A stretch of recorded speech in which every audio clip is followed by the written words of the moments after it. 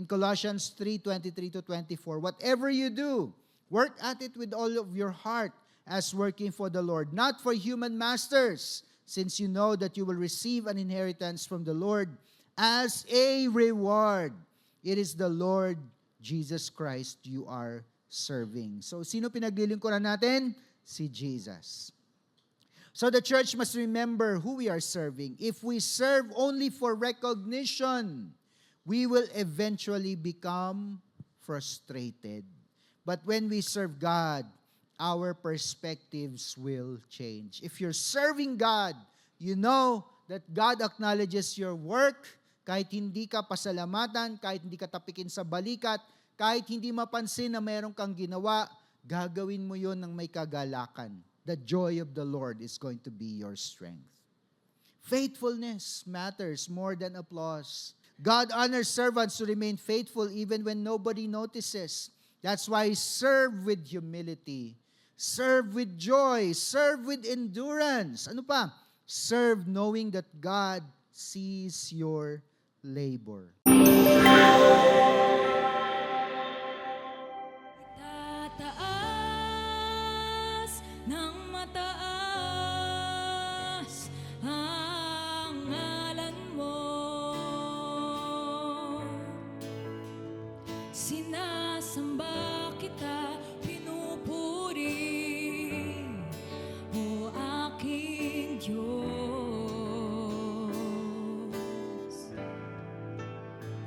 O Jesus,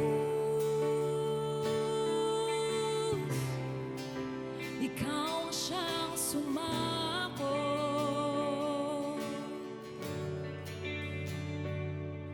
Gamitin mo ang buhay ko para sa'yo.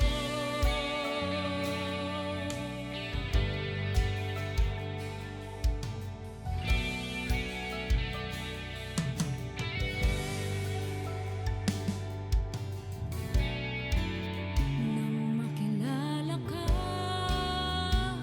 buhay ay nag-iba.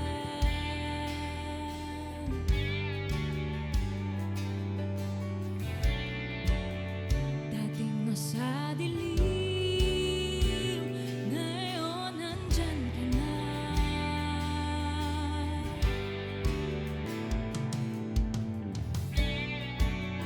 Nang makilala ka, buhay ay nag-iba.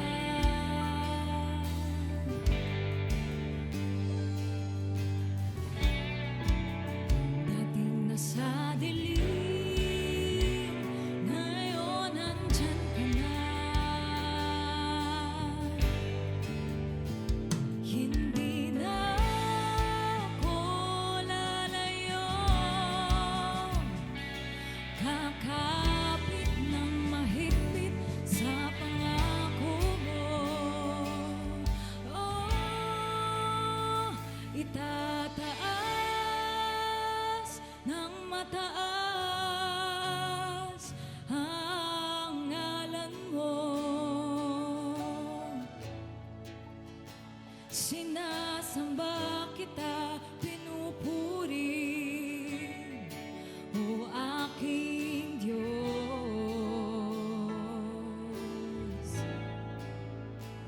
O Jesus,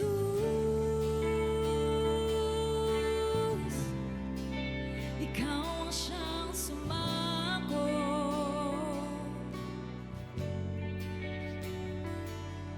Gamitin mo ang buhay ko para sa'yo.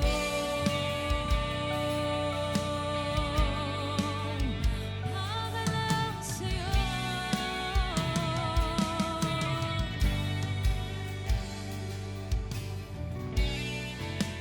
Nais kong makita ka sa buhay kong ito.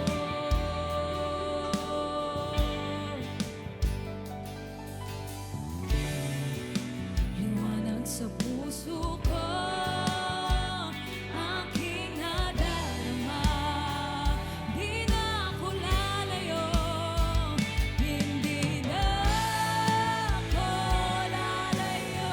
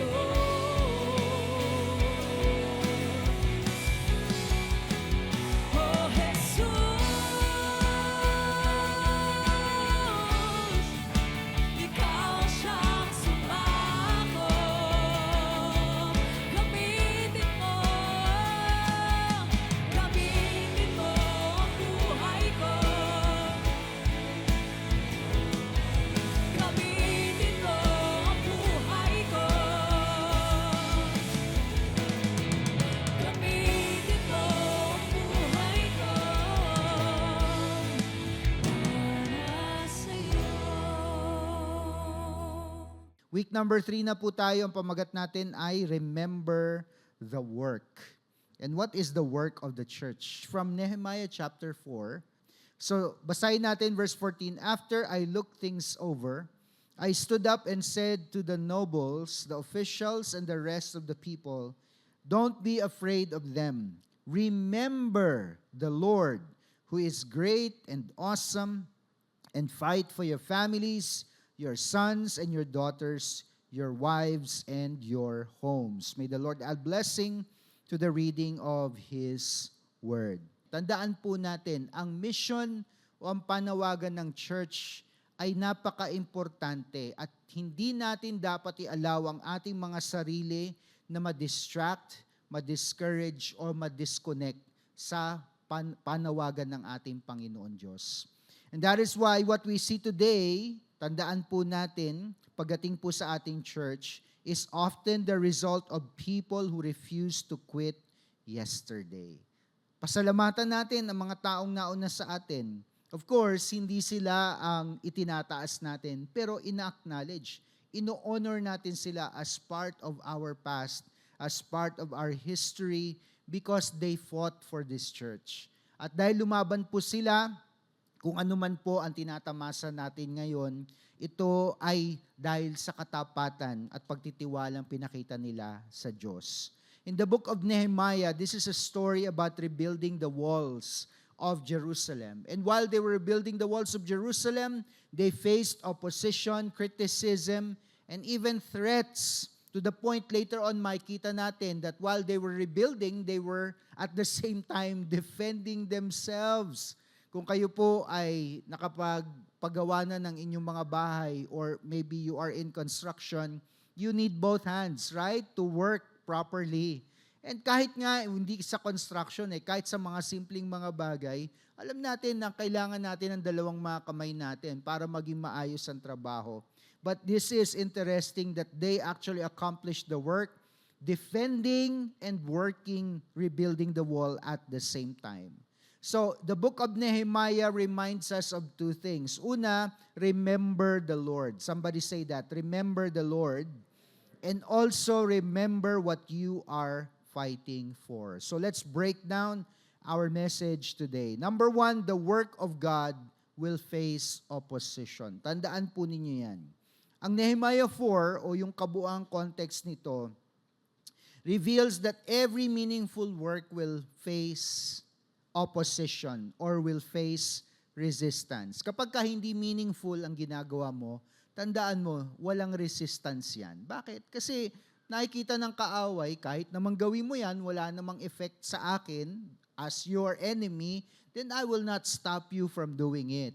But what we are doing right now, if the enemy sees that it is a potential threat to him and his plan of deception, gagawa siya ng paraan para pigilan tayo.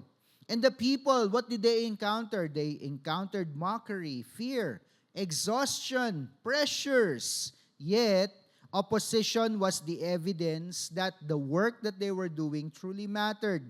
Let's reference several scriptures. Nehemiah chapter 4, 1-2, and then jumping to verse 7 and 8. When Sanballat heard that we were rebuilding the wall, he became angry and was greatly incensed. He ridiculed the Jews, and in the presence of his associates and the army of Samaria, he said, "What are those feeble Jews doing? Will they restore their wall? Will they offer sacrifices? Will they finish in a day?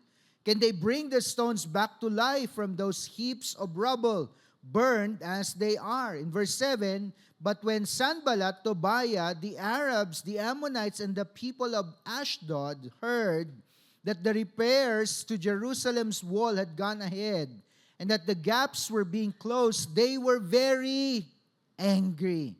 They all plotted together to come and fight against Jerusalem and stir up trouble against it. Grabe, ano po?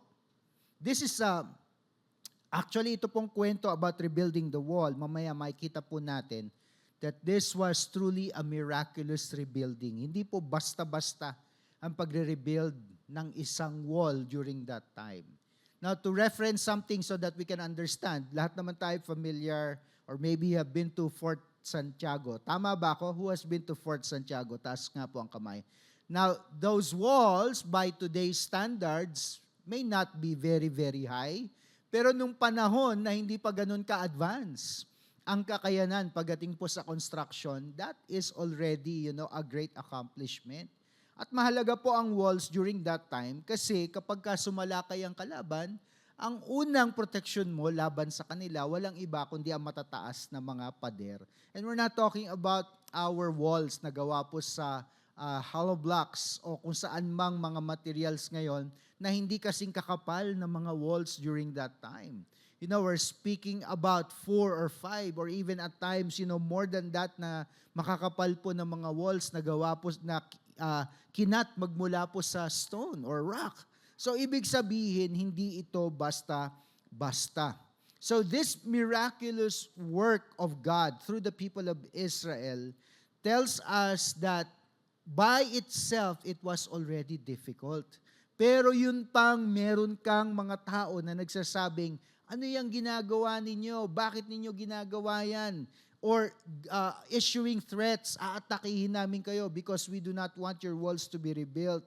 Is telling us that truly this is God's work. The presence of difficulty does not mean that God is absent. In fact, in Galatians 6:9, it tells us, let us not grow weary in doing good, for at the proper time we will reap a harvest if we do not give up. So yes, may mga challenges na talagang nire-require, huwag kang sumuko. Pwede man sabihin mo sa katabi mo, huwag kang sumuko, kapatid. Dahil at the proper time, darating at darating din ang blessing.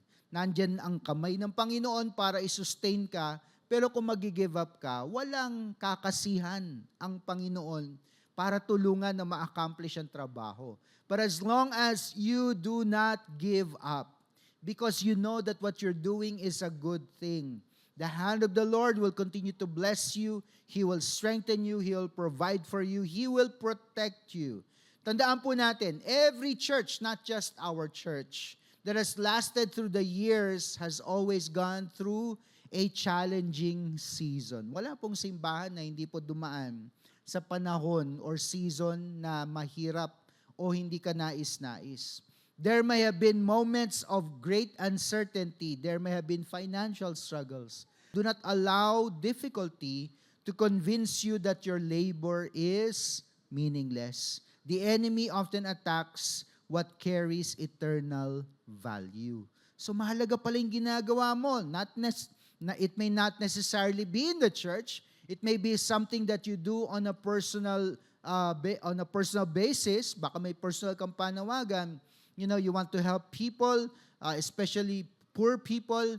Tapos, sa pagtulong mo, doon ka pa nakakaranas ng mga challenges sa buhay. Tandaan mo, hindi meaningless ang ginagawa mo. Umaatake lang ang kaaway kasi alam niya na may eternal significance ang ginagawa mo. Sabihin mo sa katabi mo to encourage him or her, sabihin mo ipagpatuloy mo lang, kapatid. Number 2, remember what we are building. In the book of Nehemiah, Nehemiah called the people to remember what was at stake. They were not simply rebuilding a wall, or technically speaking, walls, kasi syempre iba't ibang portion ito at iba't ibang section. They were rebuilding security, they were rebuilding identity, they were rebuilding worship, because even the temple itself was destroyed, and they were building for future generations. Na sa atin po, binibigyan natin ng importansya ang generations. That's why we have covenant generations. Bakit? Kasi gusto natin may connection mula sa nauna, sa current, at sa mga susunod na generations. In verse 2 of in chapter 2 of Nehemiah, verse 17, sabi dito, then I said to them, you see the trouble we are in. Jerusalem lies in ruins, and its gates have been burned with fire. Come, let us rebuild the wall of Jerusalem, and we will no longer be in disgrace. Kasi ganun nga during that time Pag maayos ang tinitiran mo, specifically the city that you are living in, maayos ang standing mo. Ibig sabihin, rerespetuhin ka ng mga kalaban. They will not ridicule you. They will not mock you. Definitely, they can't attack you. Bakit? Kasi meron ngang protection. But in this particular case, hindi nga nag-i-exist ang wall. Kung meron man, it is so broken down na kapag lumusob ang kaaway, walang anumang bagay ang pipigil sa kanila. So sobrang kahiyan ito para sa mga Jews. Bakit? Kasi tinawag nga sila ng Lord, di ba? God brought them out of Egypt and brought them to their promised land. So ngayon na nasa promised land sila, they were able to enjoy it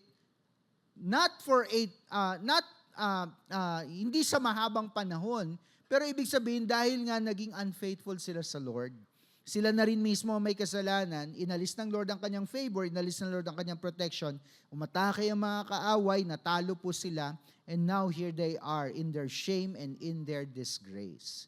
Pero magkaganon pa man, tandaan po natin, the church today is also building something that is eternal. What are we building? Ang sagot dyan, nakalagay, we are what? We are building lives. So yes, we remember, we know, and we will not forget. Buhay po ang binibuild natin. Kaya nga, sabi natin sa atin pong vision statement, build what? Godly lives. Ano yung pangalawa? Reach the world. So yes, hindi po natin nakakalimutan yan. That is something that is eternal. In Matthew 9:37-38, this is true. During the time of Christ, it is still true today. Then he said to the disciples, the harvest is plentiful, but the workers are few. Ask the Lord of the harvest, therefore, to send out workers into His harvest field. Bakit? Kasi yung pagbibuild ay hindi lang nangyayari sa loob ng simbahan. Ang pagbibuild ng mga buhay ay nangyayari sa pamagitan ng pag-abot ng mga tao na hindi pa nakilala kay Kristo at magmula doon ipakilala si Jesus, i-disciple sila, i-train sila so that they will become future leaders, future workers or volunteers to be also sent out into the harvest field of the Lord. The work of the church is all about people. Kaya every prayer matters. Pray for the church, kapatid. Ano pa? Every act of service matters. Maliit man o malaki, malaking bagay po yan, di ba? Arranging chairs, that is important. Cleaning toilets, napakahalaga niyan. Every invitation matters. When you look around us, definitely there are chairs that need to be filled. Every disciple matters. Kaya pinapahalagan po natin ang discipleship sa Cornerstone. That's why we have the journey. That is why we have Sea Life. Huwag po kayong magtaka kung paulit-ulit po namin sinasabi iyon. Dahil yan po ay importante para po sa simbahan. But the church is not simply maintaining programs. Tandaan po natin. It is participating in the mission of God. So when serving becomes tiring, and definitely it can, when you volunteer, when we have big events and you have to stay dun sa event place natin, long hours. Yung iba dyan, madaling araw, nandun na para mag-set up. Tandaan po natin, kung nakakapagod man minsan ang paglilingkod, kung maalala natin na may kinalaman ito sa panawagan ng Diyos, magkakaroon tayo ng lakas para gawin ito. And here now comes number 3, every person has a place in the work. That means you. Look at the person next to you, sabi mo, ikaw yun. Nehemiah called upon the different families that he found in Jerusalem during that time.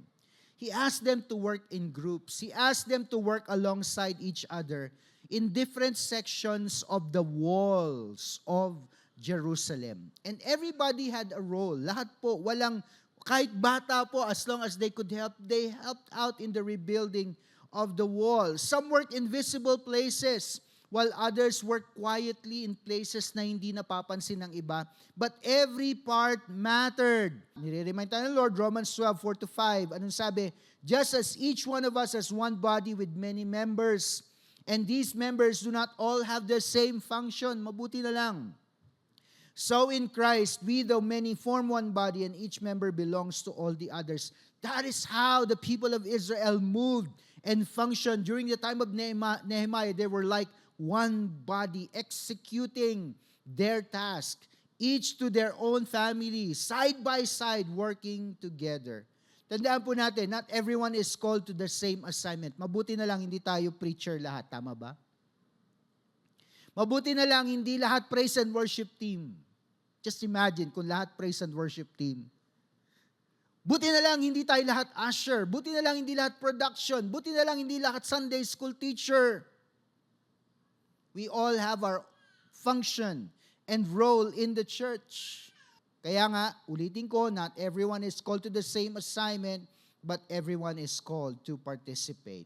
The strength of the church was built through many hands and many sacrifices. We've shared with you the story. Paano po tayo napunta dito?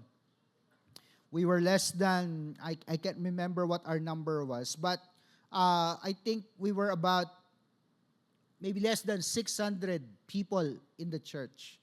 Multiple services doon na sa maliit na location natin, sa Kaligayahan. Tapos nagbukas po opportunity para sa lugar na ito. And this was what the mall required. You need 1 million pesos para dito. Saan tayo kukuha na 1 million? We do not know how God provided, but God provided, di ba? But here we are several years later, nandito pa rin tayo, ina-enjoy natin ang lahat ng kabutihan ng Panginoon because there were many people who made great sacrifices. Some prayed behind the scenes. Some served faithfully for years. Some gave generously. Some discipled others quietly. Alam niyo, alisin niyo yung mindset na, alam mo, pastor, kung dahil ako kasama na sa mga unang nagtanim at nagtaguyod sa church, pwede bang mag-take a step back na muna ako ngayon para yung iba, sila naman ang pumunta sa front lines. Mali po yung ganong klase ng pag-iisip. Maganda yung sinabi ni Pastor Yang. Pastor Yang is the head of the Cornerstone Global Network along with his wife, Pastor Daphne Yang. At ito po lagi sinasabi ni Pastor Yang. Sabi niya, we don't retire, we simply refire. Hindi dahil tumatanda ka, hindi ibig sabihin na, ay, hindi na ako, tapos na ako, graduate na ako. Walang ganun. Pag sinabing refire, ibig sabihin humahanap ka na lang ng ibang paraan na magagamit ka pa rin ng Panginoon Diyos. With equal passion, kahit hindi na ganun yung lakas ng katawan, pero yung passion na nandun pa rin. Kaya nga mga kapatid, kung ginamit ka na ng Panginoon Diyos noon, God still wants to use you now. Kung bago ka lang sa Cornerstone, God is speaking to the same thing. God wants to tell you, I want to use you for my glory. Because at the end of the day, si Lord ang nakakita ng bawat act of faithfulness. And He is the one, Jesus is going to be the one who will tell you, sabi niya, well done, good and faithful servant. Enter into the joy of thy master. Siya yung magsasabi nun, hindi naman kami. Bakit? Kasi siya ang nagbibigay ng panawagan. Number 4, we have to work for the Lord with the right heart. Wala po dito na nag-ask na, Pastor, gusto ko sumikat. O kaya gusto ko maging I have not come across such people, in all our years of ministry. And I praise the Lord for that. It's like people know to wait in line and people know how to trust the Lord in their journey. Pero sana naman, wag din naman tayo masyadong mahiyain at wag din naman tayo masyadong takot na mag-step forward, lalong-lalo na kapag sinasabi na ng Panginoon, now it's time to take a step of faith. In Colossians 3:23-24, whatever you do, work at it with all of your heart as working for the Lord, not for human masters, since you know that you will receive an inheritance from the Lord as a reward. It is the Lord Jesus Christ you are serving. So, sino pinaglilingkuran natin? Si Jesus. So, the church must remember who we are serving. If we serve only for recognition, we will eventually become frustrated. But when we serve God, our perspectives will change. If you're serving God, you know that God acknowledges your work, kahit hindi ka pasalamatan, kahit hindi ka tapikin sa balikat, kahit hindi mapansin na meron kang ginawa, gagawin mo yon ng may kagalakan. The joy of the Lord is going to be your strength. Faithfulness matters more than applause. Kasi pag hindi ka pinalakpakan ng tao, mas maganda yon. Alam mo kung bakit? Sinong papalakpak sa'yo? Si Lord. At mas maganda po ang palakpak ni Lord kaysa palakpak ng tao. God honors servants to remain faithful even when nobody notices. That's why serve with humility. Serve with joy. Serve with endurance. Ano pa? Serve knowing that God sees your labor. And finally, number 5, kahit ganito na po ang naabot natin, the work is not finished. Kailan lang matatapos ang work? Kapag ka bumalik na si Jesus. Doon lang matatapos. And we do not know when that time is. That is privileged information reserved only to God Himself. Pag sinabi na ng God the Father, it's time. Yun pa lang. Kaya habang wala pa yung oras na yon, ipagpatuloy natin ang gawain. Acts 20:24. I consider my life worth nothing to me. My only aim is to what? To finish the race and complete the task the Lord Jesus has given me. Naintindihan ni Paul kung ano ang kanyang assignment. Alam niya, and that is why he set out to complete it. Tandaan po natin, an anniversary is not only about celebrating what has been done. Hindi lang ganito yan. Hindi lang, thank you Lord, maayos ang lugar namin, napaganda namin siya, we have our place in San Jose del Monte, Bulacan, thank you, we have property, and now we get to enjoy it. Hindi lang po ganun daw ang anniversary. It's also about recommitting ourselves to what needs to be done. Yan po ang ibig sabihin. Kapag kayo po nag-celebrate ng anniversary bilang mag-asawa, parehas lang din. Hindi kayo nag-celebrate ng anniversary para sabihin na, praise the Lord, umabot na tayo ng 25 years. Hindi lang ganun. You also say to each other, whether verbally or in your mind, I commit myself to this person. Kung aabutin pa kami ng next 25 years, I promise to give myself fully and completely to the one that I love. Yun pa rin ang sinasabi mo. Kung ano yung sinabi mo nung kinasal kayo, sa harap ng Panginoon at sa harap ng tao, till death do us part, yun pa rin ang pangakong sinasabi mo every time na nagse-celebrate kayo ng anniversary. Ito po ang hamon sa atin. As a question, have we become comfortable simply watching others build what God called us, all of us, to help carry? Naging komportable na lang ba tayo? Sana hindi. I'm not saying that there is no rest, there is no time to enjoy. Meron, syempre. Kaya nga, di ba, meron tayong mga time kung saan sineselebrate natin ang kabutihan ng Panginoon. We acknowledge people for their hard work. You know, we bless when we need to bless. Pero dapat hindi tayo komportable to the point na, alam mo, ang sarap-sarap sa Cornerstone, no? Kaya gustong-gusto ko doon pumunta every Sunday. It's such a relaxing church. Alam mo, walang ka-stress-stress. Hindi po dapat ganun ang mindset. Dapat tandaan natin na kung binibigyan man tayo ng Lord ng comfort o kasiyahan bilang bahagi ng simbahang ito, at the same time na nararamdaman natin yon, meron naman siyang nilalagay sa ating mga kamay. At sinasabi, now that you have the baton, are you willing to carry it and move forward? So meron po akong gustong ipagawa sa ating lahat. This is going to be a declaration. So pwede ba? Okay? With all of your energy and with all of your strength, clear na mga boses, gusto ko pong sabayan ninyo ako sa declaration na ito. So, can we all stand? Come on, everybody stand on your feet.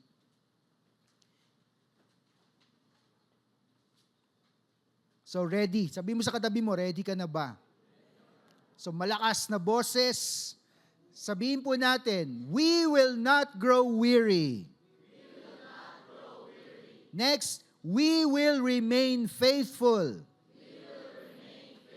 Next, we will continue the work God has given us. We will build with faith. We will serve with joy. We will finish what God has called us to do. As a closing scripture, sabi po sa 1 Corinthians 15:58, always give yourselves fully to the work of the Lord, because you know that your labor in the Lord is not in vain. Let us know that the church stands today because someone remained faithful before us.